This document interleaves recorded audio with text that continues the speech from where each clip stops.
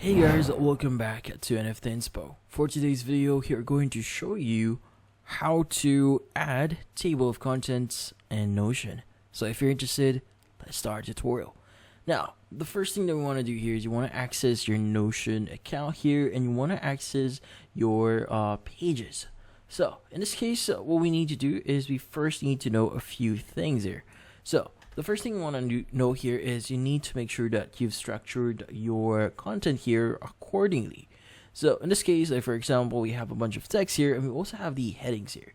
So whenever you're writing something here, make sure to use headings to differentiate different sections of your text here. So in this case, we could go and click on the plus button. So usually you have heading 1, 2, and 3. So in this case, using heading 1, 2, and 3 actually helps Notion to determine what are the separations or what are the main topics that you have right now on your account here. So what we need to do is we need to type in the following, which is going to be /, and from here just type in table, and you should be able to see table of contents. Go ahead and click on it, and that should add a different table of contents into your project here. As you can see, we have the first one, the second one, and the other ones here. But in this case, that's about it.